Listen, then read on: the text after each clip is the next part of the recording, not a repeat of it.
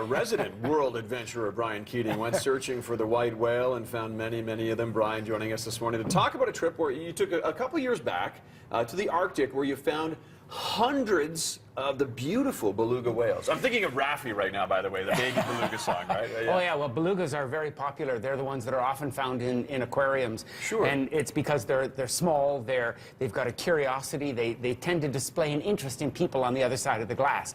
And they're all white, and they've got character. They've got a perpetual smile and interesting face. But I went up to Somerset Island a number of years ago, and this is a place where the belugas come into this shallow bay to basically exfoliate their outer skin. This is the only species... Oh, they shed their skin. Oh, look at them all. There was about 3,000 whales in this bay, and I was there for about a week, and my wife and I went down at various times of the day and night. Remember, at this latitude, it's light 24 hours a day. You can see the babies. They're the dark-colored ones. And they come in and they rub their bodies on the water-washed rocks in the shallow bay, and that gets rid of that outer skin. And they're the only whale that does what they call a catastrophic molt. But look at the volume of whales here. No kidding. And you can see the stepladder that I was standing. Look at, they're on top of each other. Exactly. And that stepladder I got from Arctic Watch, which is the lodge that we were staying at nearby. And I used the stepladder. There's my wife standing on it. The tide is coming in now. But we used it to look down on the whales to get more of an aerial view.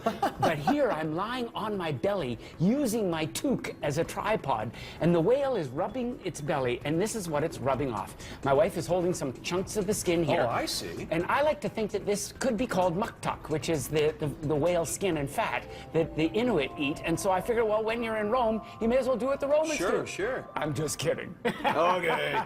I was pulling a fast one there, but that is called muktuk. And Ted, I have had muktuk and tuk-tuk, and I think you got to go to tuk-tuk just to say that. There's a poem there. But here's my wife standing right on the edge of the shore. She was standing absolutely quiet watching, because if she was to move and the sound of her boots in the gravel might scare all the whales out, because of course they're very vulnerable when they're doing this to polar bears. And here's a whale that's spy hopping. It's the beluga whales actually have the ability to see above the water and below the water, so it was probably looking for landscapes that it was familiar with.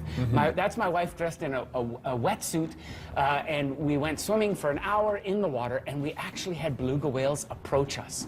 And look at this. We could feel their echolocation. You can see that big melon on the front of their head. They're pulsing out sound waves. These whales are called the canaries of the ocean because they've got such intense sounds that they make, and we could feel those sounds reflecting. You could feel the vibrations? Exactly. Really? Now this summer, August 2nd and 3rd, I'm heading up to Churchill, and I've been on this show before talking about this. This is with Classic Canadian Tours, where we go up for a day and we watch polar bears.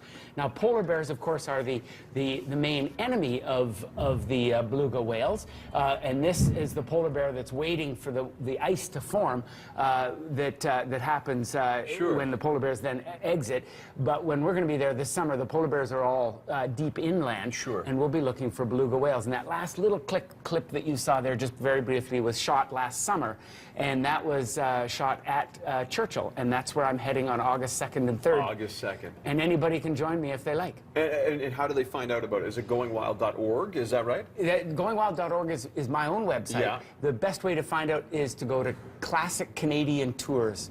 And Classic Canadian Tours website, and there'll be a link on your site to take you there. Perfect. The Classic Canadian Tours, and they've asked me to be a guest naturalist on the trip on August 2nd and 3rd this year. We charter a jet right out of Calgary and fly directly to Churchill, spend overnight in Churchill, go out looking for belugas in zodiacs, and then see some of the sights of Churchill. It's a birdwatcher's epicenter. It's a beautiful landscape up there, and there's some interesting historical features as well. Very cool. Quickly, why do they shed their skin, the belugas? Well, nobody really knows. It's unusual. It's an unusual behavior. They're the only whale that does it. But the scientists that I've spoken with explained to me that what happens when the whales go into these shallow areas, these estuaries, where fresh water is meeting the salt water, it creates some sort of chemical change within the skin, or some kind of physiological change. And it must feel like they're in a full body scab because they've got this need to rub off all that skin. We dropped a hydrophone in the water there, and we could hear the whales